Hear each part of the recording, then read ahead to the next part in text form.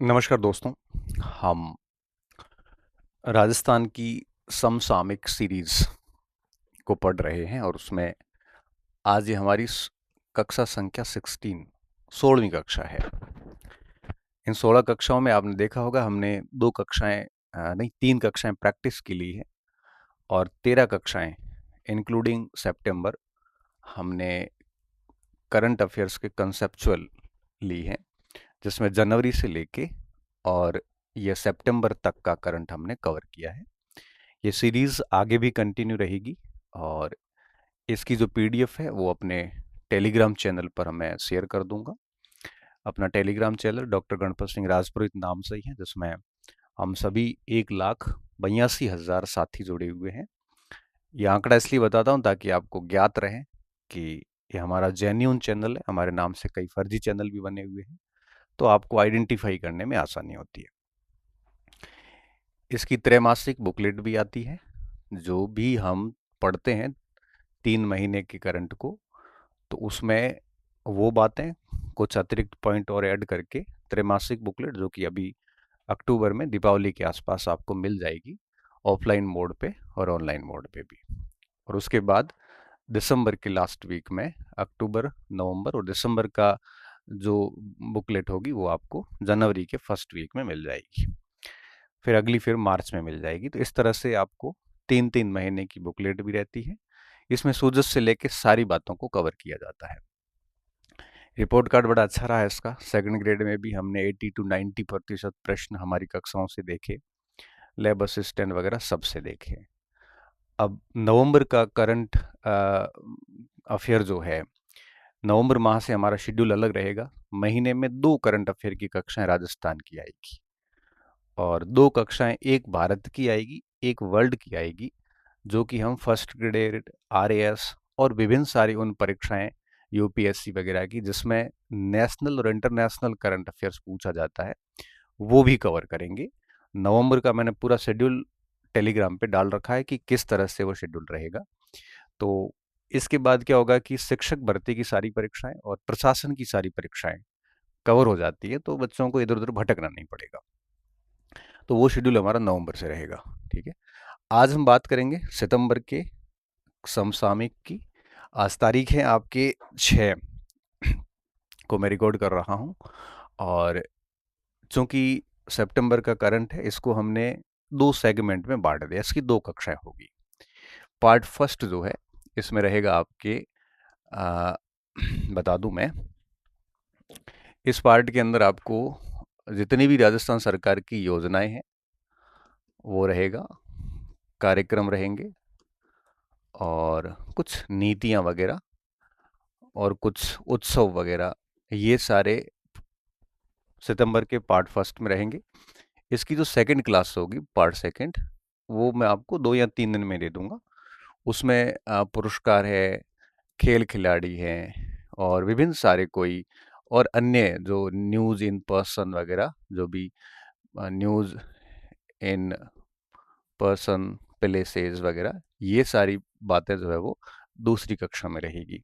तो total 2 classes होगी इसमें। पहली क्लास आज ले रहा हूँ और दूसरी जो कक्षा है वो आपको 10 तारीख को प्राप्त हो जाएगी। ठीक है, तो 2 कक्षाओं में हम सितंबर का करंट कंप्लीट कर लेंगे और 15 तारीख तक आपको बुकलेट प्राप्त हो जाएगी। उस बुकलेट के अंदर सितंबर महीना पूरा, अगस्त पूरा और जुलाई पूरा, ये 3 रहेगा। और जून तक की 6 माह की करंट अफेयर्स पहले दे चुके हैं, वो अब आपको पढ़ने की जरूरत नहीं है, क्योंकि अब की जो परीक्षाएं हैं आगे की, उनके लिए जून के बाद का करंट काम का है। तो ये त्रैमासिक पत्रिका आपके काम की रहेगी आगे। तो मैं बात को शुरू करूं बिना कोई समय खराब किए हुए। आपने इस पूरी सीरीज को बड़ा अच्छा सा समर्थन दिया है, उसके लिए मैं आपका शुक्रगुजार भी हूँ। मुझे बड़ा काम करके भी बड़ा अच्छा लग रहा है, क्योंकि जब हम इतनी मेहनत करते हैं और आप उसको कोऑपरेट करते हैं तो थोड़ा ठीक सा लगता है। सारी कक्षाएं, ये 16वीं कक्षा है, टोटल 15 क्लासेस अपलोड है। उसमें मोस्टली सारी कक्षाएं 1 लाख से ऊपर हैं। एक कक्षा अभ्यास की शायद थोड़ी कम है, बाकी सारी कक्षाएं 1 लाख से ऊपर है, मैक्सिमम सारी 2 लाख से ऊपर है। तो इसका मतलब साफ है कि आपका रिस्पॉन्स अच्छा है, आपका मेरे प्रति जो भरोसा है वो डेफिनेटली सशक्त है और मैं इस भरोसे को हमेशा बनाए रखूंगा, जिसमें कोई दो राय की बात नहीं है। ये सीरीज हमारी आगे स्कूल लेक्चरर तक, परीक्षा तक और सेकंड ग्रेड की परीक्षा तक लगातार चलती रहेगी। उसके बाद इसका क्या भविष्य है वो भी अपन आगे से आगे बात करते रहेंगे। तो अब आप इसको अच्छे से सुनना, और शॉर्ट में अगर खुद नोट्स बनाते हो तो ज़्यादा बेहतर है प्रिंट करवाने की बजाय। ये मेरा सुझाव है, क्योंकि प्रिंट करने की आवश्यकता नहीं होती। शॉर्ट में खुद के इसके नोट्स बना दो, बाद में जब अपनी त्रैमासिक पत्रिका आती है तो पत्रिका पढ़ लो, ये सबसे बढ़िया रहता है। ठीक है, हम बात को शुरू करते हैं। तो ये क्लास जो अगस्त सितंबर की है, इसको दो भागों में बांट रहा हूँ। पार्ट फर्स्ट में आज मैं ये पढ़ाऊंगा, ये 6 तारीख को, मतलब, और ये पार्ट सेकंड है जो आपको 10 तारीख को प्राप्त हो जाएगा। ठीक है, अब हम बात को शुरू करते हैं। थैलीसीमिया कुटुंब योजना का शुभारंभ। देखिए, थैलीसीमिया एक बीमारी होती है जिसमें क्या होता है कि जो ब्लड ऑर्डर है वो बिगड़ जाता है, क्योंकि बॉडी के अंदर जो ब्लड है उसमें प्रोटीन, हीमोग्लोबिन, उसको बनाने की जो प्रक्रियाएं होती है, वो आपके ऑर्डर जब बिगड़ जाता है तो बच्चों में ब्लड की भी कमी होती है, और उसमें ये आपके हीमोग्लोबिन वगैरह, उसमें ये सारी चीज़ें भी डिसऑर्डर हो जाता है। तो ये बच्चों में इस बीमारी को देखने को मिला मिला है। तो हमारे राज्य भर की बात करूं तो तकरीबन तकरीबन 4,000 बच्चों को, थैलेसीमिया से पीड़ित लगभग 4,000 बच्चों को वर्ष भर किसी संस्था के द्वारा 15 से 20 यूनिट रक्तदान की जिम्मेदारी दी जाएगी। तो बच्चों को बचाने के लिए ये सब चीज़ें ज़रूरी हो जाती हैं। तो राजस्थान सरकार ने 17 सितंबर 2025 को और भजनलाल शर्मा के द्वारा थैलीसीमिया कुटुंब योजना का आरंभ किया गया, ताकि इन 4,000 बच्चों को आपके 15-20 यूनिट रक्तदान की जिम्मेदारी किसी संस्था द्वारा ली जाएगी, ये सब किया जाएगा। तो थैलीसीमिया कुटुंब योजना 17 सितंबर 2025, क्लियर।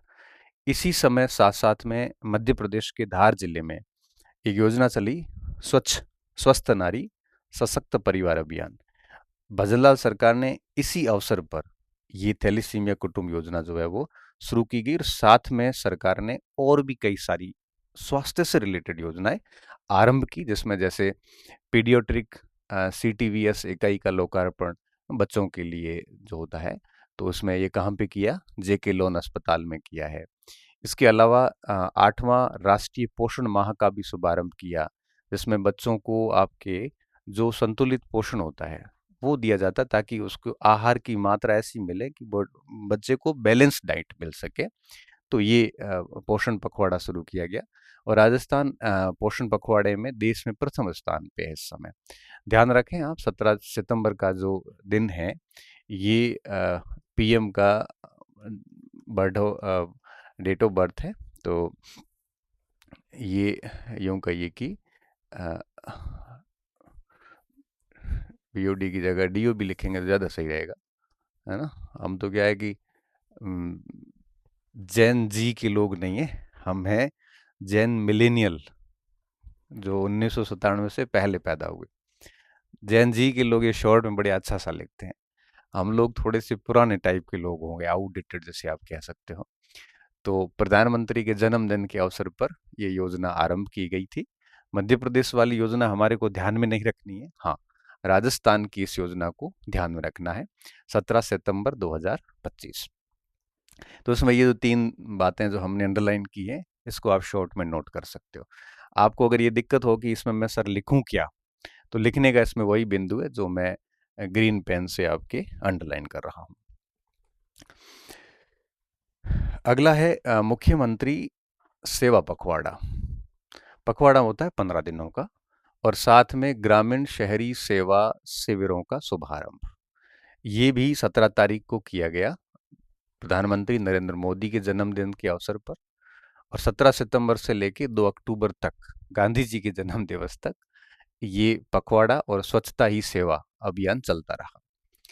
2 अक्टूबर को अभी खत्म हुआ, 4 दिन पहले। ठीक है, और इस पूरे कार्यक्रम की जो टैग लाइन थी, जो प्रसारित की जाती है, वो थी जन जन के साथ विकास और अंत्योदय का मार्ग।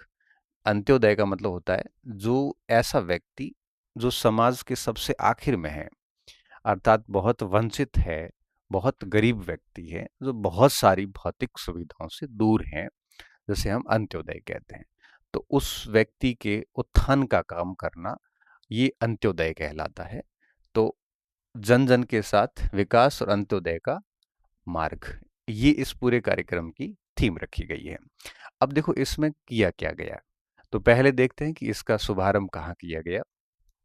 ग्रामीण सेवा शिविर बस्सी का बिराजपुर गांव से शुरू किया गया, और शहरी सेवा शिविर जो है जयपुर के मालवीय नगर से शुरू किया गया। बस्सी का बिराजपुर गांव ग्रामीण हो गया, मालवीय नगर शहर हो गया, तो यह शहरी शिविर हो गया। उद्देश्य क्या है, आम जन को एक ही स्थान पर फटाफट और बिल्कुल ट्रांसपेरेंट सॉल्यूशन होना, किस चीज का, कल्याणकारी योजनाओं का लोगों को लाभ मिले, क्योंकि गवर्नमेंट क्या बहुत सारी योजनाएं शुरू करती हैं, और ये मोस्टली योजनाएं वेलफेयर स्कीम्स होती हैं, समाज कल्याण से रिलेटेड होती हैं। तो इसका सीधा सीधा उद्देश्य इतना सा होता है कि गवर्नमेंट जो है इन योजनाओं को समाज के अंतिम व्यक्ति तक इनकी जागरूकता हो, लोग इनका फायदा ले सकें, और उसी उद्देश्य से प्रेरित होकर ऐसे शिविर लगाए जाते हैं ताकि लोगों को इन योजनाओं का लाभ मिल सके, लोगों को इन योजनाओं के बारे में जानकारी हो सके। तो फिर ये लोग क्या करते हैं, शिविर के अंदर न केवल जानकारी देते हैं, बल्कि लोगों की कोई दिक्कत है तो उस समस्याओं का भी क्या करते हैं, समाधान करते हैं। तो अब इस शिविर में क्या क्या काम हुआ, देखिए वो सारा पॉइंट हम देखेंगे। तो सेवा पखवाड़ा और स्वच्छता अभियान, ये 17 सितंबर से 2 अक्टूबर था। इसमें हुआ क्या, कार्यक्रम क्या हुए, ये क्रम याद रखने की आपको आवश्यकता नहीं है। हाँ, इतना ध्यान रखना है कि इसके अंदर मुख्य मुख्य कार्यक्रम कौन से थे। तो देखिए, पहले दिन ग्रामीण और शहरी सेवा शिविर का शुभारंभ होता है। शुभारंभ होता है, हमेशा ही शुभारंभ होता है, शुरुआत में हमेशा शुभारंभ होता है, और लास्ट में हमेशा समापन होता है। तो बीच में क्या हुआ, बीच में जैसे आपके स्वनिधि योजना के तहत ऋण दिए गए। दूसरा, विश्वकर्मा युवा उद्यमी प्रोत्साहन योजना, 19 सितंबर के शिविर में इस योजना की जानकारी दी गई। 20 सितंबर को निक्षय पोषण किट वितरित किए गए। 21 तारीख को स्वास्थ्य शिविर लगाया गया, और फिर आपके 21 तारीख के बाद में 20-21, फिर 25 तारीख को ये सद्भावना केंद्र हेतु सामग्री वितरण की गई। 26 तारीख को निर्माण श्रमिकों को राशि हस्तांतरण। 27 को पंच गौरव योजना जो है, चिंतित स्थल की साफ सफाई की गई। 28 को रोडवेज बसों की रवानगी हुई है। 29 को पशुपालकों को दूध के पेटे सब्सिडी की घोषणा की गई है।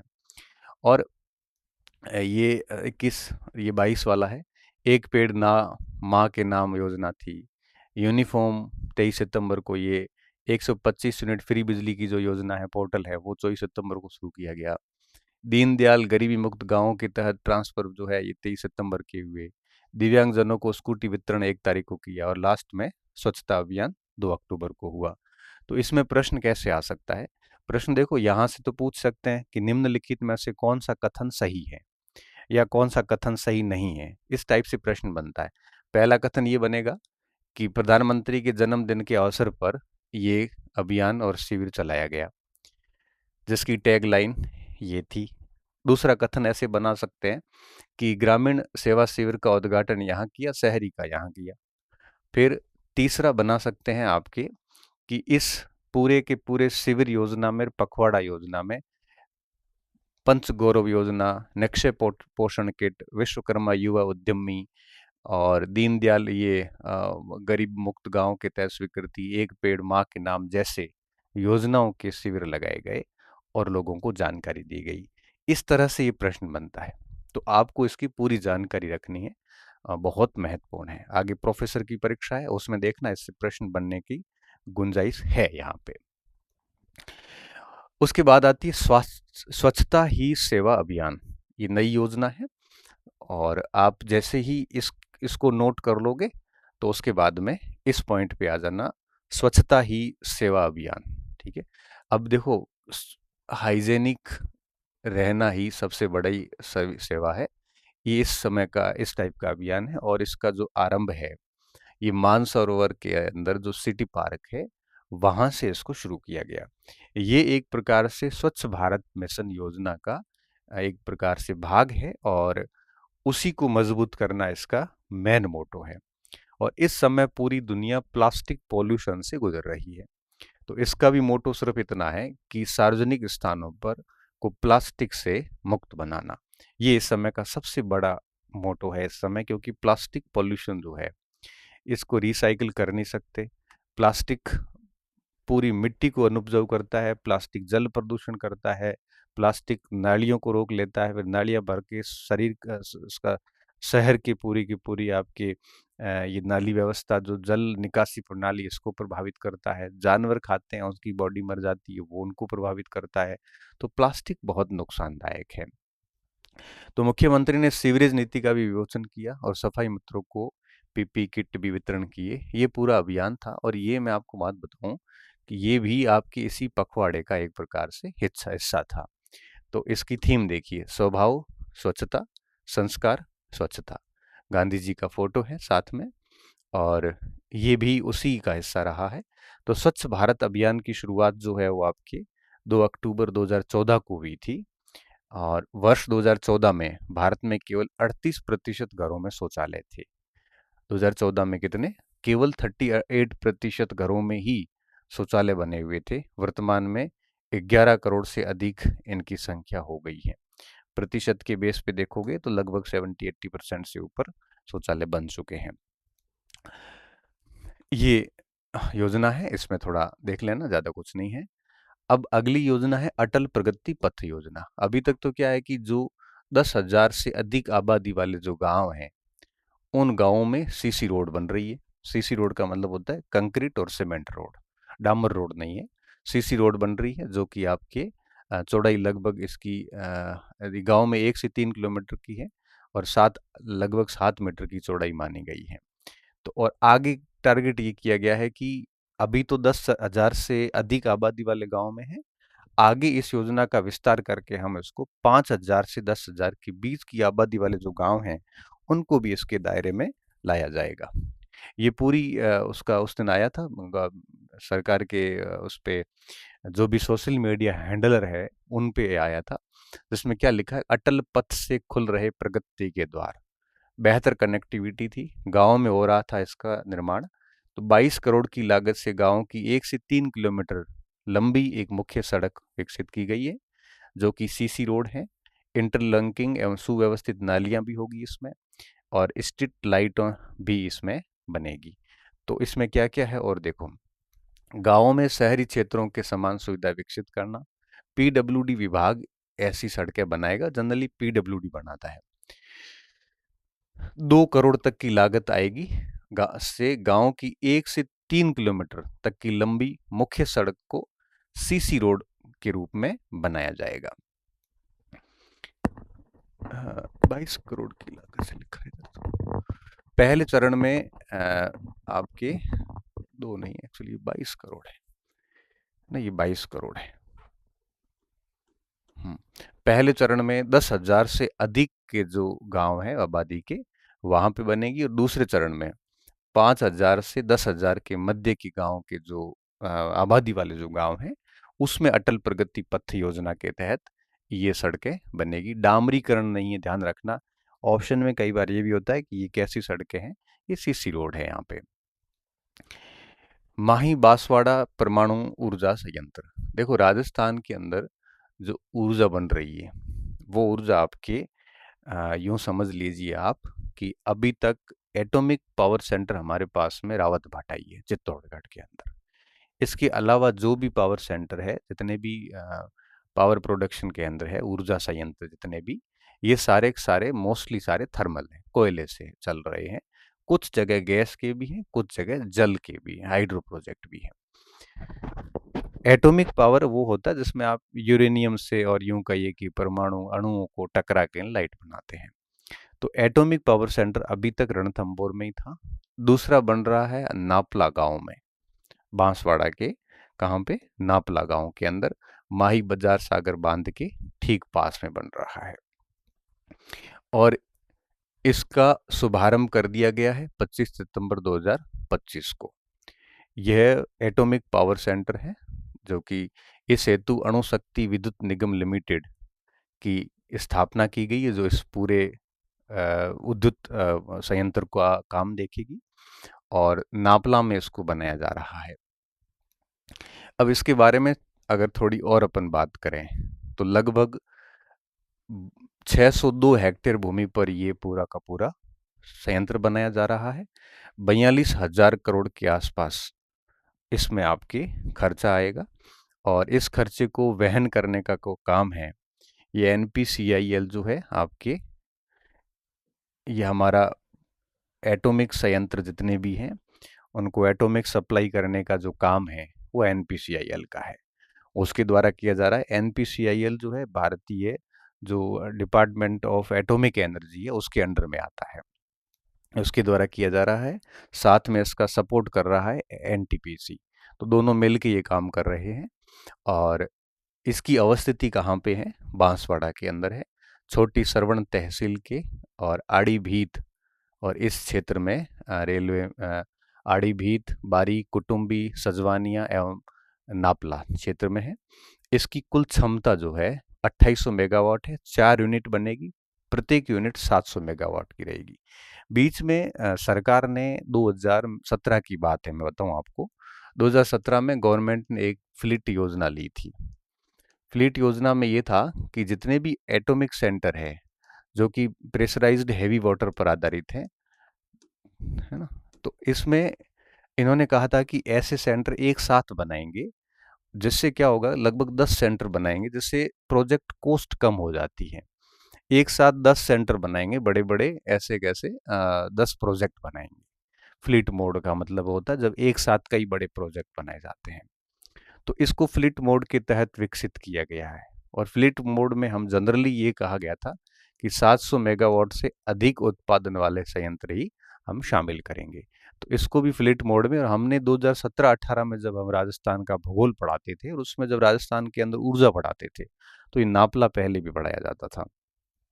तो ये भी आपके प्रेशराइज्ड हैवी वाटर पर आधारित हैं, और 700 मेगावाट की 4 यूनिटें हैं, तो टोटल 2800 मेगावाट इसकी क्षमता हो जाएगी। अब बात आती है कि ये वही पीएचडब्ल्यू पर आधारित है, मैंने आपको ये पहले बता दिया। ये किस पे आधारित है? प्रेशराइज्ड हैवी वाटर पर आधारित है, ये बात हमने वहाँ पे भी लिखी है। तो इसमें इस टाइप का ये पानी यूज़ होना है, और इसकी संचालन जो है ऐसा माना जाता है कि लगभग 5-7 साल इसको लग जाएंगे। तो 2032 से यह काम करना शुरू कर देगा, और उसके बाद में जो पहली इकाई शुरू हो जाएगी, फिर प्रत्येक 6-6 माह बाद में दूसरी इकाई शुरू होती जाएगी, और टोटल 4 इकाइयां हैं, तो धीरे धीरे सारी इकाइयां काम करना शुरू कर देगी। ये राजस्थान की दूसरी परमाणु ऊर्जा संयंत्र है, पहला मैंने बताया आपको कि रावतबाटा है। अब बात आती है कि इसमें जो फंड लगा है ये आपके एनपीसीआईएल का है 51% और एनटीपीसी का है 49%। ठीक है, ये भारत सरकार के हैं उपकरण। अगर विशेष बात देखें तो वापस वही बात है कि फ्लीट मोड की पहल पर ही इसको विकसित किया गया है, और 700 मेगावाट के 10 इनको इस प्रकार के रिएक्टर बनाए जा रहे हैं। तो ये जो पॉइंट था आपके, इसमें मैंने वो सारी पॉइंट्स कवर कर लिए थे, तो इसका विशेष तौर पे आप ध्यान रखना। और ये काफ़ी महत्वपूर्ण परियोजना है क्योंकि राजस्थान का दूसरा एटॉमिक पावर प्रोजेक्ट है, ये सामान्य प्रोजेक्ट नहीं है। ये आपके यूरेनियम या प्लूटोनियम जैसे भी उससे लाइट बनाई जाएगी, तो सीधी सी बात है इसमें कोयला यूज नहीं होगा। तो इस प्रोजेक्ट को अच्छे से आप जो जो अंडरलाइन किए सारी पॉइंट्स आप बढ़िया से याद रखना। अब आता राज्य में 6000 मेगावाट की बैटरी ऊर्जा भंडारण परियोजना। मैं आपको बात बताऊं, जो लाइट बनती है तो लाइट बेसिकली इलेक्ट्रॉन के द्वारा आगे बढ़ाई जाती है, और विद्युत कभी भी संग्रहित नहीं की जा सकती, विद्युत को ट्रांसफर ही करना पड़ता है। और अगर ट्रांसपोर्टेशन आगे, अगर ये खंभे खराब हो जाते हैं तो पीछे प्रोडक्शन बंद करना पड़ता है, आप उसको कलेक्ट नहीं कर सकते। कलेक्ट करने का एक ही तरीका है कि बैटरी बनाओ, और बैटरी उसको क्या करती है, उस ऊर्जा को संग्रहण करने का काम करती है। तो 6000 मेगावाट की बैटरी ऊर्जा भंडारण की ये योजना चल रही है सरकार की। अब ये ऐसा क्यों कर रही है? क्योंकि अभी वर्तमान में सौर ऊर्जा, पवन ऊर्जा जैसे जो रिन्यूएबल सोर्स हैं, जो अक्षय ऊर्जा के सोर्स है, उसमें विद्युत उत्पादन अधिक हो रहा है, तो उनको कलेक्ट करना ताकि वापस उसका यूटिलाइज किया जा सके। तो राजस्थान में ये केंद्र सरकार के सहयोग से इसको शुरू किया जा रहा है और विधानसभा में 10 सितंबर को गवर्नमेंट ने ये जानकारी दी है। अक्षय ऊर्जा स्रोत है जितने भी सौर ऊर्जा जैसे, वो दिन में उत्पन्न बिजली को भंडारित कर और रात में उपलब्ध करवाना, मतलब दिन के टाइम में ये जो उपलब्ध होती है उसको कलेक्ट कर लेना और नाइट में आपको पता है सौर ऊर्जा काम नहीं करती, तो नाइट में ये सप्लाई दे देना। इससे क्या होगा कि ऊर्जा की निरंतर आपूर्ति बनी रहेगी। ये बहुत अच्छी सी व्यवस्था है, क्योंकि देखो अगर आप कंप्लीटली सोलर एनर्जी पे चले जाते हैं, ठीक है, और पवन ऊर्जा पे चले जाते हैं और ये बाकी सारी ऊर्जा के स्रोत बंद कर देते हैं,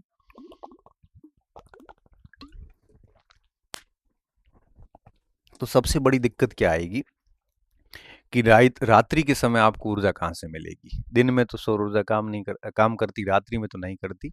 इसलिए इस भंडारण योजना की आवश्यकता पड़ी है। तो ये विधानसभा की कार्यवाही के दौरान बात की गई थी मंत्री हीरालाल नागर के द्वारा।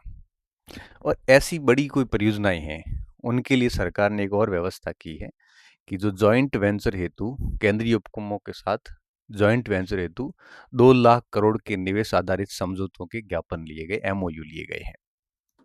ये अलग खबर है ना, एमओयू लिए गए। एमओयू का मतलब होता है मेमोरेंडम ऑफ अंडरस्टैंडिंग, दोनों पक्षों के द्वारा मिलके और एक समझौता करना।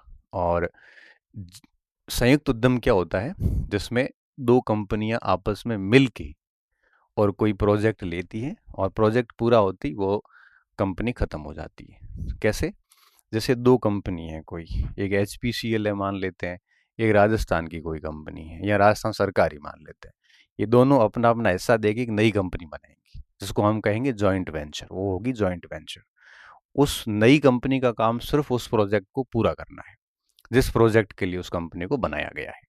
जैसे ही वो प्रोजेक्ट पूरा होगा वो जॉइंट वेंचर बंद हो जाएगी। तो इस प्रकार के केंद्रीय उपक्रमों के साथ काम करने के लिए 2 लाख करोड़ के निवेश आधारित समझौते किए गए। इस समझौते के तहत 4895 मेगावाट की पारंपरिक ऊर्जा जो अभी कोयला से प्राप्त हो रही है वो, और 38,343 मेगावाट की ये अक्षय ऊर्जा जो कि मतलब सौर ऊर्जा पवन ऊर्जा के रूप में है, ये विकसित की जाएगी। बहुत इंपॉर्टेंट खबर है ये, ध्यान रखना है इसका। अभी सरकार ने एक बिल लाया, इसको अलग खबर है ये, वैसे इसको रेड पेन में करना था, PPT करने में ये भूल गए। राजस्थान भूल जल संरक्षण के लिए प्राधिकरण बनाया जाएगा। प्राधिकरण वो होता है जिसके पास में जुडिशियल पावर भी होते हैं, तो दंड भी दे सकता है। तो भू जल संरक्षण के लिए प्राधिकरण है, इसका सीधा सीधा मतलब है भूमिगत जल को संरक्षित करना है। तो नाम से पता चल रहा है कि भूमिगत जल के संरक्षण, संवर्धन और मैनेजमेंट के लिए राजस्थान सरकार ने एक प्राधिकरण गठन करने की बात कही है और विधानसभा के अंदर 10 सितंबर 2025 को यह विधेयक भी लाया गया। ठीक, राजस्थान भूजल प्राधिकरण विधेयक, इसमें क्या क्या बातें की गई उसको हम पढ़ेंगे, क्योंकि विधानसभा की कार्रवाइयां अक्सर परीक्षा में पूछी जाती हैं आजकल। इसमें बिंदु क्या है, गठन का उद्देश्य क्या है। उद्देश्य देखो नाम से पता चल जाता है कि भूमिगत जल के स्तर को बनाए रखना है, क्योंकि आजकल भूमिगत जल का स्तर लगातार गिर रहा है। लोगों ने बेरे कर करके, बोरिंग कर करके नीचे से बड़ी मात्रा में पानी निकालना शुरू कर दिया है। साथ में नीचे के भूजल स्तर का वापस पुनर्भरण करना, लेवल मेंटेन कैसे करना, जल का उचित उपयोग करना और न्याय संगत और सतत उपयोग सुनिश्चित करना गठन का उद्देश्य, ये वैसे याद रह जाता है। अब इस प्राधिकरण की का स्ट्रक्चर क्या होगा। प्रत्येक जिले में एक जिला भूजल संरक्षण और प्रबंधन समिति बनेगी, ठीक है, जो स्थानीय भूजल परिस्थितियों के अनुरूप योजनाएं तैयार करेगी। हर जिले में एक भूजल संरक्षण और मैनेजमेंट कमेटी बनेगी, ground water conservation and management committee होगी, और वो उस जिले की आवश्यकता के अनुसार योजना बनाएगी। और ये जरूरी भी है क्योंकि हर जिले के ग्राउंड वाटर के लेवल डिफरेंट है, तो पूरे राजस्थान में एक योजना काम नहीं कर सकती, आपको अलग अलग योजनाएं बनानी पड़ेगी। तो इस पूरे विधेयक में क्या बात की गई है कि हम जिला लेवल पे ऐसे प्राधिकरण बनाएंगे। अब ये प्राधिकरण का स्वरूप क्या होगा, इसका स्ट्रक्चर क्या होगा? तो इसका एक अध्यक्ष बनेगा और सदस्यों का चयन टेक्निकल कैपेसिटी के आधार पर किया जाएगा। जो बहुत जानकार लोग हैं, और आम जन के हितों को प्राथमिकता देने के लिए 2 विधायक इसके सदस्य रहेंगे, जो जिला की जो भी समिति होगी उसमें। अब इसके कार्य क्या होंगे प्राधिकरण के? जल की मांग और आपूर्ति के समस्त पहलुओं पर सरकार को हमेशा सुझाव देना कि डिमांड कैसी है, सप्लाई क्या हो रही है। भूजल के उपयोग और गुणवत्ता को मापने के लिए एक पूरा सिस्टम बनाना, ताकि पता चले कि नीचे का ग्राउंड वाटर जो है वो उपयोग करने योग्य है कि भी नहीं है। और साथ में जागरूकता बढ़ाने के लिए वैज्ञानिक आंकड़ों की सूचना भी प्रकाशित करते रहना। ये इस प्राधिकरण के कार्य रहेंगे। ये प्राधिकरण किसी को दंड भी दे सकता है। पहली बार अपराध करने पर 50,000 रुपए तक का जुर्माना, और दूसरी बार अगर कोई करता है तो फिर 6 माह तक का कारावास या 1 लाख रुपए जुर्माना, या दोनों भी हो सकते हैं। तो प्राधिकरण जो है, अगर कोई नियमों के खिलाफ व्यक्ति काम करता है तो प्राधिकरण के पास में पनिश करने का भी अधिकार होगा। हाँ, वो अलग बात है कि आप है वो कोर्ट में जा सकते हैं प्राधिकरण के खिलाफ, बट हाँ, आपके ऊपर दंड लागू किया जा सकता है। ये विधानसभा की कार्यवाही के अंदर, देखो मैंने इस क्लास को 2 भागों में क्यों बांटा है, इसी वजह से, क्योंकि इस बार विधानसभा का सत्र था और उसमें कई महत्वपूर्ण विधेयक पास हुए हैं। तो मैं उन विधेयकों पे चर्चा इस पहली क्लास में करना चाह रहा हूँ। तो इसमें सारे वो परियोजनाएं, कार्यक्रम सब आ जाते हैं। फिर दूसरे में हम खेल खिलाड़ी वगैरह वो दूसरी क्लास में ले लेंगे। मैं चाहता तो एक क्लास में कर सकता था, फिर 2 1 घंटे की क्लास होती है, आप भी बोर होते हैं। इससे अच्छा इसके 2 पार्ट कर लें। ये विधेयक बड़ा चर्चा में रहा था, जिसमें नियम के विरुद्ध धर्म परिवर्तन प्रतिषेध विधेयक 2025, जो कन्वर्जन हो रहा है, रिलीजियस कन्वर्जन, धर्म परिवर्तन की घटनाएं हो रही है। राजस्थान के ऊपर ही नहीं बल्कि पूरे भारत में आरोप लगता है कि ईसाई मिशनरीज जो है वो लोगों को कन्वर्ट कर रही है, जनजाति क्षेत्रों में, आदिवासी क्षेत्रों में, और भी बहुत सारे धर्मों पे आरोप लगता है कि वहाँ पे धर्मांतरण किया जा रहा है। कई बार लोगों को लालच दे के किया जाता है, कई बार डरा धमका के किया जाता है। अगर कोई स्वेच्छा से कर रहा है तो अलग इशू है, अगर उसको किसी अन्य माध्यम से करवाया जा रहा है तो उसके लिए ये विधेयक लाया गया है, उसको रोकने के लिए। अब ये 9 सितंबर को ही पास हो गया 2025 में विधानसभा सत्र में। इसका उद्देश्य क्या है कि किसी को धोखे से, प्रलोभन देके, डरा धमका के, छल कपट से करवाए जाने वाले कानून के विरुद्ध धर्म परिवर्तनों को रोकना इसका मेन मोटो है। दंड दिया है इसकी बड़ी, आपको ये सारे दंड याद रखने की जरूरत नहीं है, बस आपको इतना ध्यान रखना है कि इसमें ये चीजें हैं। फिर भी हम पढ़ेंगे कि अगर कोई गलत छल कपट करके धोखे से करवाता है तो 7 से 14 वर्ष का कारावास दिया जाएगा और 5 लाख का न्यूनतम जुर्माना होगा, और वो रद्द हो जाएगा सारा। अल्प आयु, महिला, अनुसूचित जाति, जनजाति, दिव्यांगजन आदि का कपट पूर्वक अगर परिवर्तन किया जाता है, धर्म परिवर्तन, तो 10 से 20 वर्ष की सजा रहेगी। विदेशी अवैध संस्थाओं से धन प्राप्त करके अगर आप धर्म परिवर्तन करते हैं, फॉरेन फंड आता है धर्म परिवर्तन करवाने के लिए, करोड़ों रुपए में आता है। पंजाब की स्थितियां देखिए आप, आदिवासी क्षेत्रों की देखिए, वहां पे फॉरेन मिशनरीज से करोड़ों रुपए आते हैं और वो यहाँ आके पैसे बांट के कई बार ये करवा देते हैं। अगर इस प्रकार से करवाया है तो 10 से 20 वर्ष की कठोर सजा और 20 लाख के जुर्माने होंगे। कपट पूर्वक सामूहिक धर्म परिवर्तन है, या परिवर्तन धमकी, विवाह या दुर्व्यापार द्वारा धर्म करवाया गया है। विवाह से भी हो जाता है, 2 धर्मों के, अलग धर्मों का अगर दुल्हा हो और दुल्हन अलग धर्म की हो तो कई बार इस प्रकार भी होता है, आपको सारी चीजें पता है। तो ऐसी स्थितियों में दंड दिए जाएंगे, कारावास भी दिया जाएगा। तो ये कैटेगरी थोड़ी दिमाग में रखना आप, बाकी ये चीजें याद रखने की जरूरत नहीं है। कैटेगरी है ना, धमकी, विवाह, दुर्विवाह, सामूहिक धर्म परिवर्तन, फंड लेके धर्म परिवर्तन करवाना, और ये इन लोगों को कपट पूर्वक तरीके से करवाना, अगर ये सब किए जाते हैं तो कारावास का भी प्रावधान है और साथ में आपके जुर्माने का भी प्रावधान रखा गया है। और भी बहुत सारे प्रावधान हैं, विवाह निरस्त भी हो जाता है, संपत्ति भी जब्त हो जाएगी, और क्या क्या व्यवस्था की है। अब अगर आप वास्तव में करना चाहते धर्म परिवर्तन जिसमें कोई छल कपट धोखा नहीं है, तो आपको जिला मजिस्ट्रेट को, जो धर्म परिवर्तन करने वाला जो व्यक्ति है, वो जिला मजिस्ट्रेट जिसको हम जो जिले में मजिस्ट्रेट बैठता है, उसको 90 दिन पहले स्वेच्छा से धर्म परिवर्तन करने की सूचना देनी पड़ेगी। 3 महीने पहले वो सूचना देगा कि मैं है वो धर्म परिवर्तन करने वाला हूं। अगर इसका उल्लंघन हुआ तो 7 से 10 वर्ष का कारावास और 3 लाख का जुर्माना उस व्यक्ति पे पड़ेगा।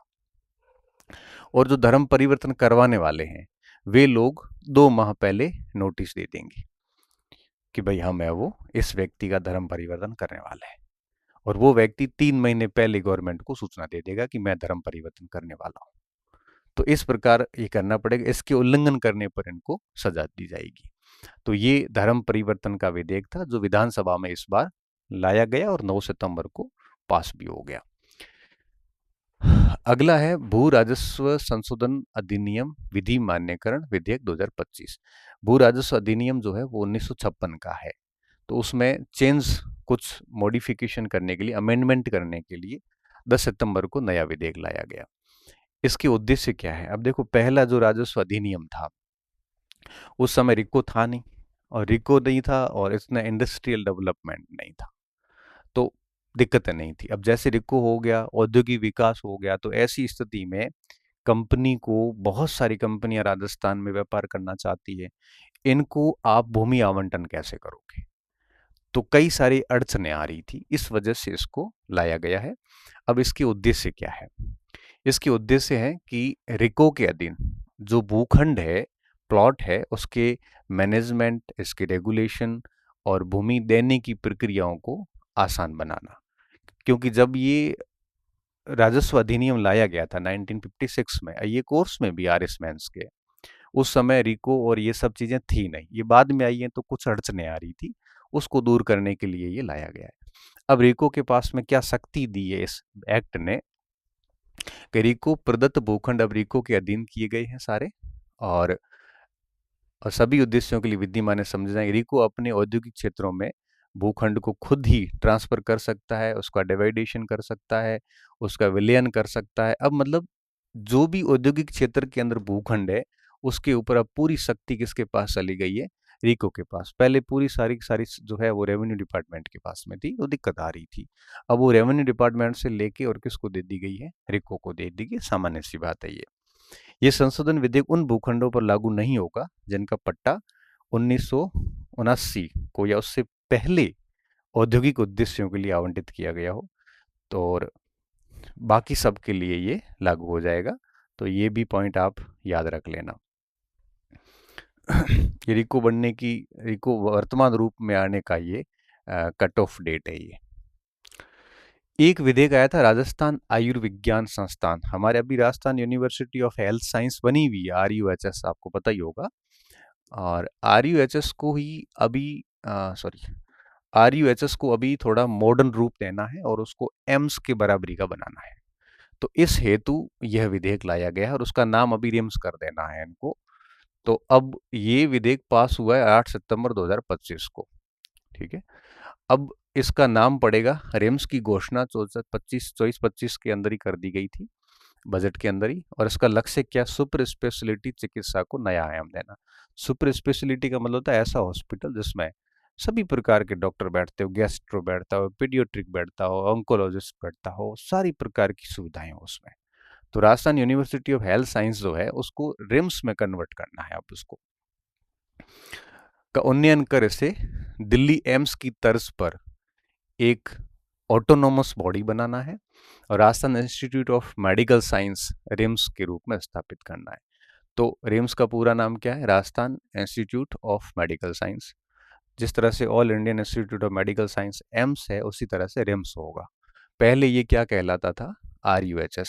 अब इसको एडवांसमेंट दिया जाएगा। 750 करोड़ रुपए का एक बजट है ये, और ये पूरी की पूरी एक ऑटोनोमस बॉडी बनेगी।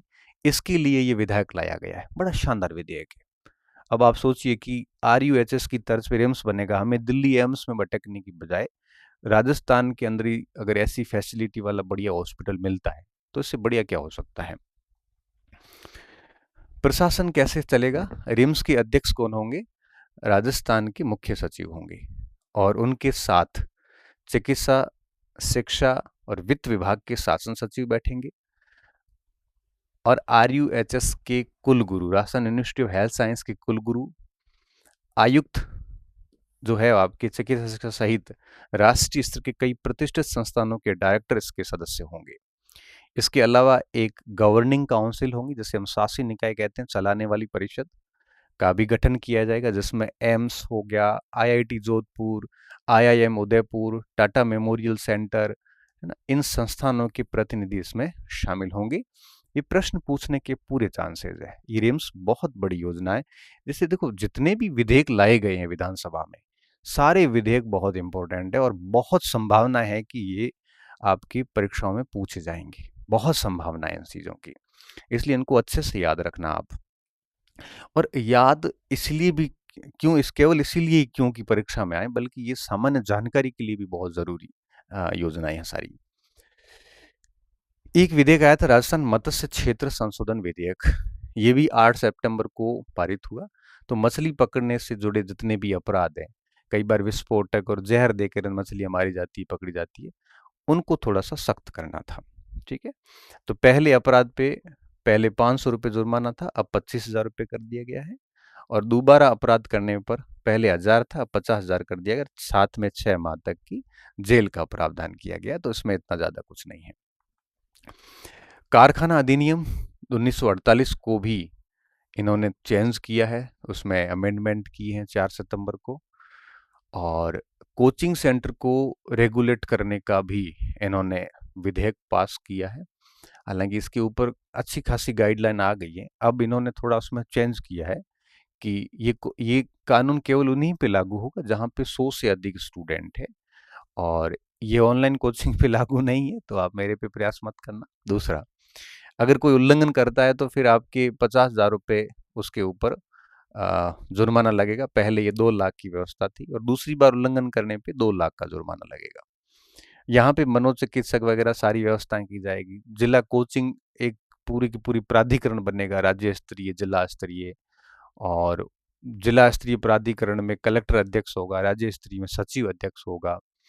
और जो जिला स्तरीय होगा उसमें 2 कोचिंग मेंबर भी उस प्राधिकरण कमेटी में शामिल होंगे, प्राधिकरण का सॉरी कमेटी। उसमें डीओ भी होगा, उसमें जो सीएमएचओ होता है वो भी होगा, उसमें एक मनोवैज्ञानिक भी होगा मेरे हिसाब से। तो ये सारे लोग होंगे उसमें। एक कॉन्क्लेव हुआ आपके 8 सितंबर को। कॉन्क्लेव का मतलब सम्मेलन हुआ, मसाला सम्मेलन था ये, जयपुर की बिड़ला ऑडिटोरियम में हुआ था। भजन लाल जी ने इसका उद्घाटन किया। चूंकि आपको पता है कि राजस्थान मसाला उत्पादन के लिए काफी फेमस है, तो यहाँ पे मसाला के खरीदार और विक्रेता दोनों के बीच में कोऑर्डिनेट करने के लिए ये सम्मेलन करवाया, ताकि इस इंडस्ट्री को बढ़ावा मिल सके। ये राजस्थान मसाला कॉन्क्लेव था, बिड़ला ऑडिटोरियम, 8 सितंबर 2025 को हुआ था। इसके तहत इन्होंने कई सारे सेंटर बनाने की बात कही है। एक आंगनबाड़ी में बनाया है जोधपुर में, जहां मसाले, दालें और सब्जियों को प्रोसेसिंग किया जाएगा। दूसरा, एक सोहेला सेंटर बनाया है टोंक के अंदर, जिसमें तेल मिल, सब्जियां, फल की प्रोसेसिंग इकाई खोली जाएगी। और टोंक के अंदर एक सोनवा फूड पार्क का वर्चुअल लोकार्पण इस कार्यक्रम में किया गया है। ये प्रश्न पूछने योग्य है। राजस्थान मसाला के मामले में काफी अच्छी स्थिति में है। जीरे के मामले में प्रथम स्थान पे हैं, मेथी और सौंफ के मामले में दूसरे स्थान पे हैं, धनिया अजवाइन के मामले में तीसरे स्थान पे हैं। तो इनको आगे ले जाना जरूरी है, इनको प्रमोट करना बहुत ज़्यादा ज़रूरी है, तभी राजस्थान एक अच्छा एक्सपोर्टर बन पाएगा और 350 बिलियन की इकोनॉमी बन पाएगा। अभी हर वर्ष मसाला कॉन्क्लेव का आयोजन किया जाएगा, इन्होंने ये भी कह दिया है। और इस समय इन्होंने एक और घोषणा की थी कि हम एग्रीटेक मीट का आयोजन भी हर साल करेंगे। अभी हुआ नहीं, होगा तब हम इसको भी पढ़ लेंगे। साथ में इन्होंने घोषणा की कि विभिन्न जिलों में हम 39 स्थानों पे फूड पार्क बनाएंगे, और वोकल फॉर लोकल तहत राज्य में 8 एक्यूबेशन केंद्र स्थापित किए जाएंगे। वोकल फॉर लोकल का मतलब होता है लोकल प्रोडक्ट को आवाज देना, उनकी मार्केटिंग करना, उसके लिए भी काम करेंगे। और इस साथ इन्होंने इसी कार्यक्रम में श्रम सम्मान कार्ड भी और राज स्पाइस ऐप, स्पाइस का मतलब होता है मसाले, ऐप का भी इन्होंने विमोचन किया। ये अच्छी बात है कि सरकारी तरफ से पहली बार ऐसा प्रयास तो हुआ मसालों के प्रोडक्शन को बढ़ावा देने और मसालों के व्यापार को बढ़ावा देने के लिए। प्रयास होंगे धीरे धीरे, तभी चीजें धीरे धीरे आगे बढ़ती हैं। और क्या क्या हुआ इस समय, किसको क्या सम्मान दिया गया।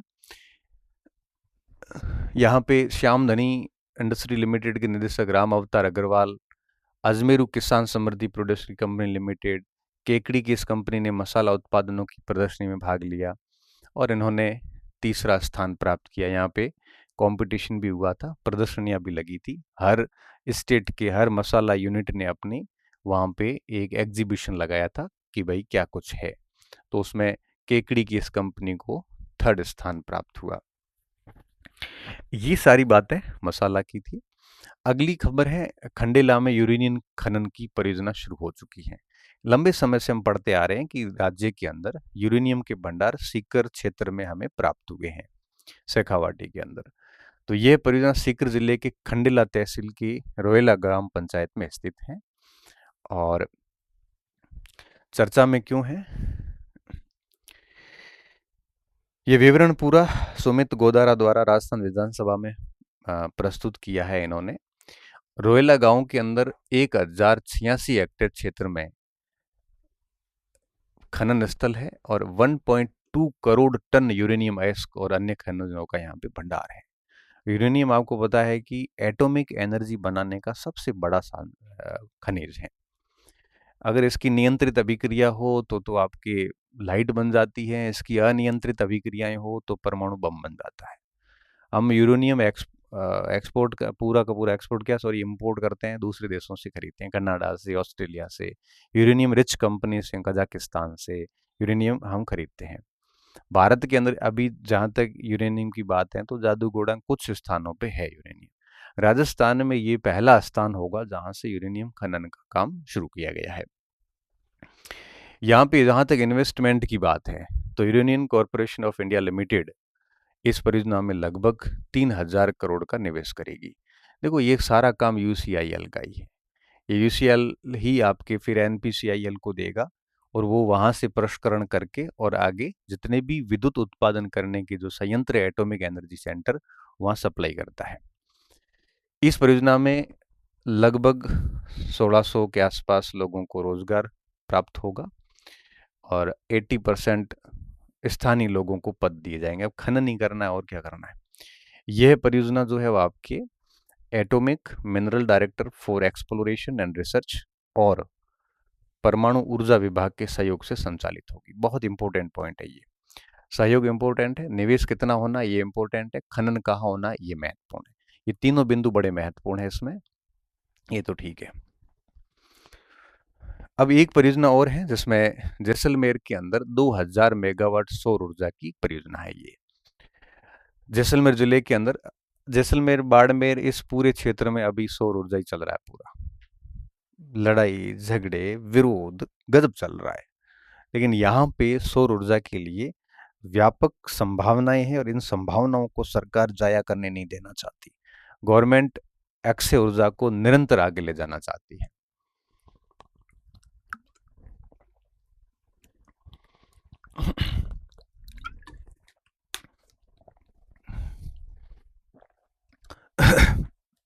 सॉरी, स्थान देखिए तो लगेगा कहाँ पे, ये जैसलमेर जिले की नाचना की तहसील है, वहाँ पे बोडाना गांव में लगेगा। लगभग 2000 मेगावाट क्षमता की सौर परियोजना है ये। और भजनलाल सरकार ने राजस्थान राज्य विद्युत निगम लिमिटेड को लगभग 4000 हेक्टेयर भूमि आवंटन भी कर दी है, जिसके ऊपर ये प्लेटें लग जाएगी। तो इसका थोड़ा देख लेना बढ़िया ये बुडाना में। अब कुछ अभियान है, ये तो कुछ वो विधेयक थे जो गवर्नमेंट ने विधानसभा के इस सत्र में प्रस्तुत किए। हरित अभियान, हरित भारत अभियान, यह प्रधानमंत्री सूर्य घर योजना है। मतलब इसमें हर घर के अंदर ऊपर सोलर प्लेटें लगानी, जिससे सूर्य की एनर्जी को अक्षय ऊर्जा में कन्वर्ट किया जा सके। और सोलर संगठन भारत द्वारा ये किया गया है। अरुण चतुर्वेदी ने इसका शुभारंभ किया है। और अभियान के तहत हरित भारत प्रदर्शनी का भी आयोजन किया गया। और यह अभियान जोधपुर में चला, 16 से 18 नवंबर चलेगा। और जयपुर में 21-23 जनवरी 2026 को चलेगा। 16वां इंडिया इंडस्ट्रियल फेयर 2025 कब हुआ? 19 से 21 सितंबर 2025 को हुआ है। और इंडस्ट्रियल एरिया है, सीधी सी बात है, तो ये हुआ कहाँ पे? भिवाड़ी के अंदर। भिवाड़ी औद्योगिक क्षेत्र का हब है वहाँ पे। और अगर उद्घाटनकर्ता की बात करें तो केंद्रीय मंत्री भूपेंद्र यादव ने इसका उद्घाटन किया। और जहाँ तक उद्देश्यों की बात है तो सीधा सीधा मतलब है यहाँ पे एमएसएमई को बढ़ावा देना। सरकार पूर्ण रूप से प्रयास कर रही है कि वो किसको बढ़ावा दे? एमएसएमई को बढ़ावा दे। ठीक है, मीडियम, माइक्रो, स्मॉल और मीडियम इंडस्ट्री जो है उसको बढ़ाना सरकार का मेन टारगेट है, क्योंकि सबसे बड़ा रोजगार देने वाला क्षेत्र भी यही है और साथ में सबसे बड़ा एक्सपोर्टर भी यही है। अगर आप देश के एक्सपोर्ट की बात करोगे तो विभिन्न क्षेत्रों में जो निर्यात होते हैं, सबसे अधिक निर्यात एमएसएमई के द्वारा होते हैं। तो देश की और राज्य की इकोनॉमी को अगर आगे जाना है तो एमएसएमई को बढ़ावा देना पड़ेगा, और ये सारे प्रयास उसी को लेके किए जा रहे हैं। टीबी जो रोग होता है, ट्यूबरकुलोसिस, उसके उन्मूलन के लिए एआई, आर्टिफिशियल इंटेलिजेंस समाधान का शुभारंभ किया गया। अब एआई से हम टीबी के इलाज के प्रयास करेंगे। ये शुभारंभ कहाँ हुआ? ये शुरुआत हुई है कोटा संभाग के अंदर, कोटा, बूंदी, बारा, झालावाड़ में। और यहाँ पे 3 एआई सॉल्यूशन सेंटर बनाए गए हैं। और अब धीरे धीरे सभी 41 जिलों में इसको लागू किया जाएगा। 19 सितंबर को ये सब किया गया है। और इसके जो डायरेक्टर है वो डॉक्टर अमित यादव हैं। नेशनल ट्राइबल फूड फेस्टिवल, देखो नाम से पता चलता है कि ऐसे फूड जो किसके हैं? ट्राइबल एरियाज के हैं, जनजातियों के। तो उनका ये फेस्टिवल है ताकि इन क्षेत्रों को भी एक प्रकार से बड़ा मंच मिल सके। ये ट्राइबल एरिया है डेफिनेटली। तो कहाँ पे इसका आयोजन हुआ होगा? ये आयोजन हुआ उदयपुर में। अब आप जोधपुर, जयपुर नहीं कर सकते क्योंकि यहाँ ट्राइबल एरिया नहीं है। 17 से 19 सितंबर 2025 की बात है ये। आयोजनकर्ता कौन होंगे? जनजाति कार्य मंत्रालय होगा, सीधी सी बात है, ट्राइबल का मैटर है। और सहयोग किसने दिया? माणिक्यलाल वर्मा आदिम जाति शोध संस्थान ने सहयोग दिया है। यह आयोजन भगवान बिरसा मुंडा की 150वीं जयंती के उपलक्ष्य में किया गया। और राजस्थान सहित देश के विभिन्न राज्यों से लगभग जनजाति समाज के 100 से अधिक जो पाक कलाकारों ने भाग लिया। पाक यानी भोजन वगैरह। और अपने अपने क्षेत्र के विशिष्ट व्यंजन प्रदर्शित किए यहाँ पे। राज्य स्तरीय हिंदी दिवस समारोह 14 सितंबर को 2025 को एसएमएस हॉस्पिटल जयपुर में मनाया गया।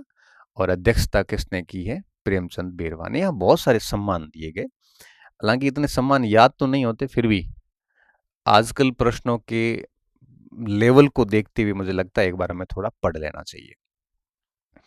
हिंदी साहित्य का कृष्ण कुमार कुमावत को दिया। उपन्यास लक्ष्य के लिए दिया गया। हिंदी साहित्य कथा का था वो कथेतर का दिया है मूलचंद बोहरा को। और समझ गए ना, शैक्षिक निबंध संग्रह के लिए। संविधान और विधि के लिए अनुपम और दीप्ति चतुर्वेदी को दिया गया है। पुस्तक है भारतीय राजनीतिक व्यवस्था। हमने तो नहीं पढ़ी ये किताब। विज्ञान और तकनीकी अभियांत्रिकी के लिए डॉक्टर पूर्णेंद्र घोष को दिया। वैज्ञानिक विचार दीपों के बीच सामाजिक काव्य पुलों का निर्माण। चिकित्सा विज्ञान के लिए डॉक्टर हिमांशु भाटिया को दिया गया। पुस्तक का नाम है सेरेब्रल पॉल्सी, व्यथा, कथा और कानून। कला संस्कृति और पर्यटन के लिए डॉक्टर जितेंद्र कुमार सोनी, ये आईएएस हैं, और उनको दिया है ओकू हेपा के लिए। दर्शन, योग और अध्यात्म के लिए दिया मनोज गट्टानी को। पुस्तक है मन सनातन। जनसंचार और पत्रकारिता के लिए विजय विपलवी और डॉक्टर कुंजन आचार्य को दिया। पुस्तक का नाम है पत्रकार दीनदयाल उपाध्याय। विद्यार्थियों का जो सम्मान है ये सीनियर सेकेंडरी और सेकेंडरी में हिंदी विषय में 100% अंक प्राप्त करने वाले 342 विद्यार्थियों को दिया गया, जिन्होंने 100 में से 100 नंबर लेके आए। कुछ विशेष सम्मान दिए गए। World book of records London द्वारा राज्य की शिक्षा विभाग को 5 दुर्लभ प्रजातियों के 17 लाख से अधिक पेड़ लगाने का दिया। ये अपने एजुकेशन विभाग को दिया गया विशेष सम्मान। तो विशेष सम्मान एजुकेशन विभाग को, और जो विद्यार्थी सम्मान है 342 विद्यार्थियों को दिया। बाकी ये देख लेना एक बार, ज़्यादा तो नहीं है वैसे, हो जाएंगे याद भी। 13वां राजस्थान फिल्म फेस्टिवल जयपुर। ठीक है।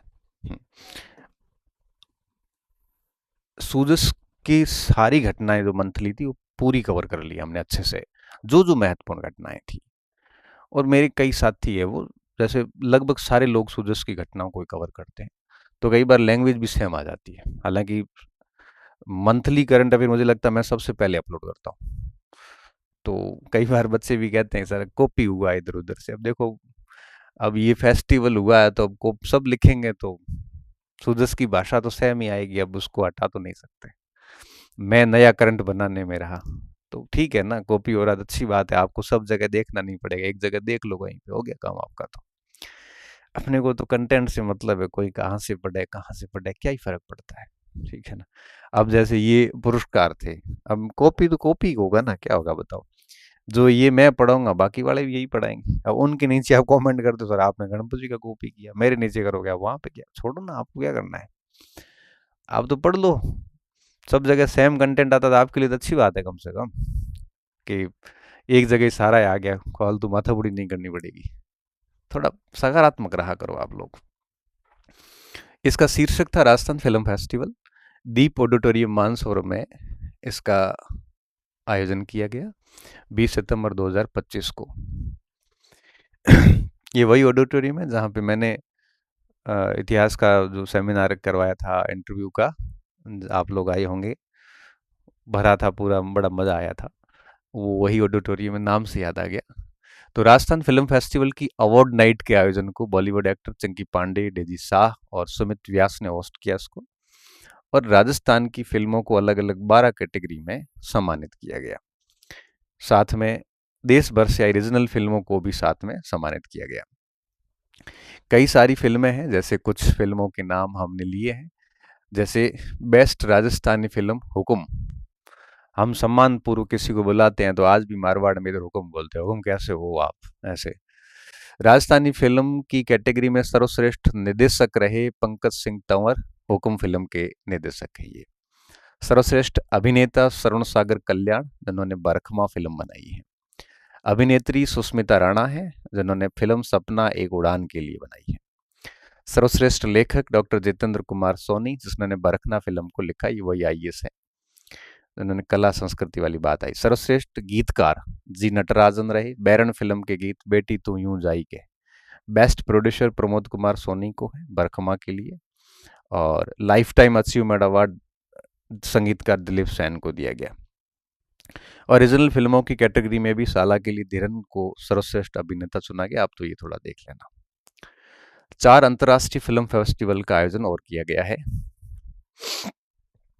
आयोजन की तिथि 28-29 सितंबर 2025।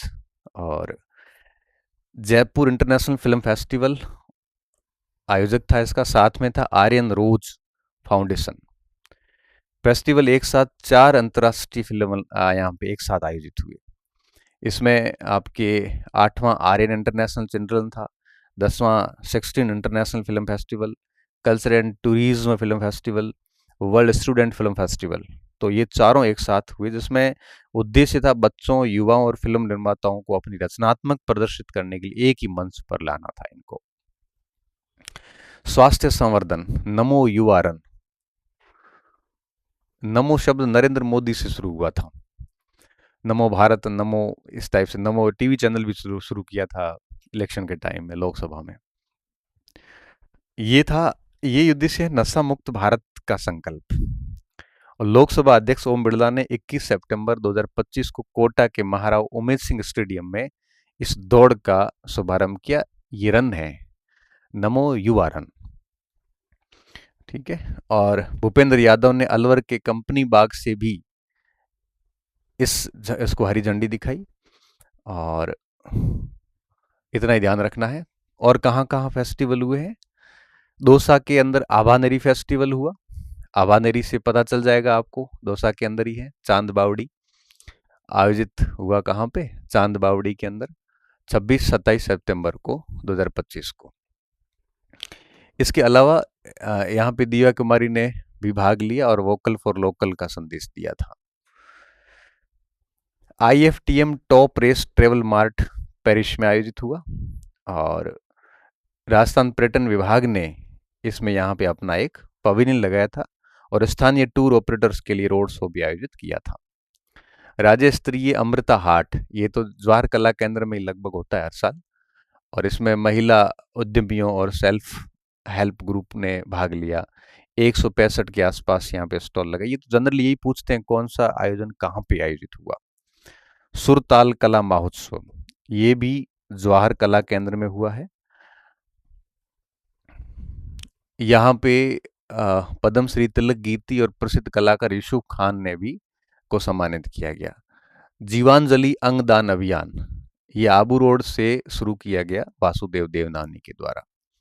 पोषण महोत्सव जो है वो 17 सितंबर से 16 अक्टूबर तक चल रहा है और राजस्थान पोषण के मामले में, इसके मामले में पूरे देश में पहले स्थान पे है।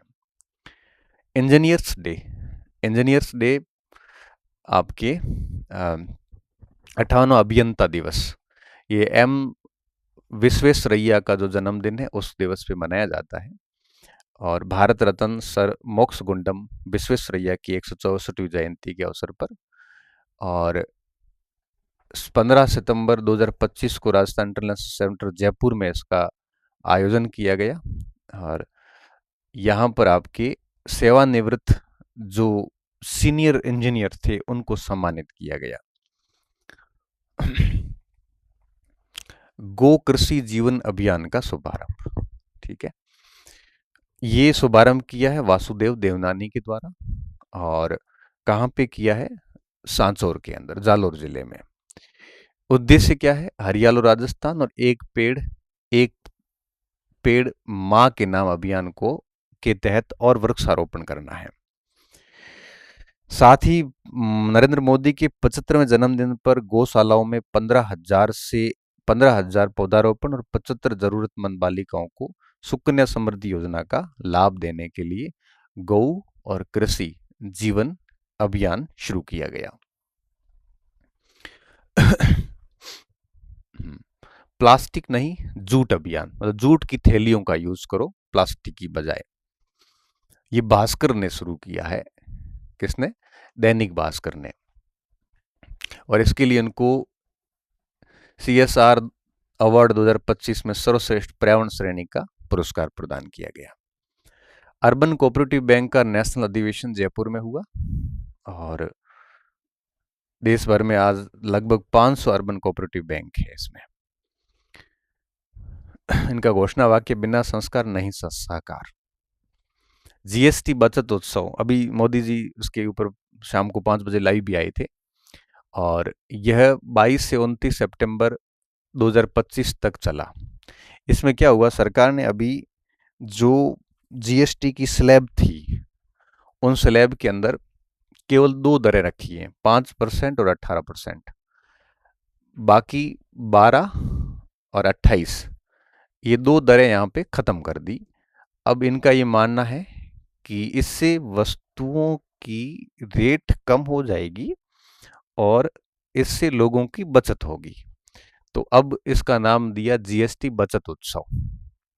ये योजना 22 तारीख को लागू हो गई है और इसका प्रचार प्रसार जोरों शोरों पे किया जा रहा है। मंथन 2025, इसका आयोजन है राजस्थान लेखा सेवा परिषद जयपुर के द्वारा। राजस्थान लेखा सेवा अकाउंट सर्विस, RACS, ठीक है, RACS का है ये। उन्होंने ये परीक्षा करवाई, ज्यादा कुछ है नहीं इसमें। सुरक्षित सड़क मार्ग सुषमा अभियान, ये 9 अगस्त से 15 सितंबर तक चला। महारानी कॉलेज में सबसे बड़ा युवा नेतृत्व सड़क सुरक्षा अभियान के लिए इंडिया बुक ऑफ रिकॉर्ड्स की घोषणा की गई और ये सार्वजनिक निर्माण विभाग और हायर एजुकेशन डिपार्टमेंट ने शुरू किया ताकि सड़क सुरक्षा है वो सुरक्षित हो। सांस्कृतिक सृजन पखवाड़ा 17 सितंबर से 2 अक्टूबर के बीच में चला है और ये कला संस्कृति और इसके विभाग के द्वारा चलाया गया। 17 सितंबर की डेट आपको पता ही है। मालानी महोत्सव किराड़ू में हुआ, बाड़मेर के अंदर, 27-28 सितंबर 2025 को। भारतीय युवा संसद इंदिरा गांधी पंचायत राज संस्थान सभागार में भी है, 15 सितंबर को। नवरात्र गो आराधना महोत्सव सितंबर 2025 में हुआ है, श्री जड़खोर गोधाम डीग के अंदर। ये समाज कल्याण सप्ताह था जो 1 से 7 अक्टूबर को हुआ, चल ही रहा है। और economic times Rajasthan business summit Jaipur में आयोजित हुई है। ऐसी जनरली टाइम्स वहाँ पे ही होती है जयपुर वगैरह में। अब पुरस्कार सम्मान और समारोह, ये क्लास हम लेंगे अगली नेक्स्ट। तो आज की जो कक्षा थी इसमें हमने सरकार के द्वारा विभिन्न कार्यक्रम, विभिन्न महोत्सव, विभिन्न योजनाएं, विभिन्न जो आपके विधेयक थे, जो भी विधानसभा की कार्यवाहियां थी, वो सारी हमने पढ़ ली। नेक्स्ट में हम पढ़ेंगे पुरस्कार सम्मान समारोह, और ये पूरी क्लास है हमारे पास में, ये सारा ये सब नेक्स्ट में रहेगा। इसमें खेल वगैरह ये सब रहेगा, ठीक है। तो ये अगली क्लास में अपलोड करूंगा 10 तारीख को लेके वहां पे। तो बहुत बहुत धन्यवाद विद्यार्थियों, अच्छी रहिए, मस्त रहिए, पढ़ते रहिए और एंजॉय करिए। ज़्यादा लोड नहीं लेना है, बहुत अधिक भटकना नहीं है। इतना कर लेंगे तब भी आपका करंट में मामला सेट हो जाएगा। बहुत ज़्यादा इधर उधर होने से कोई फायदा नहीं है, ठीक है। धन्यवाद।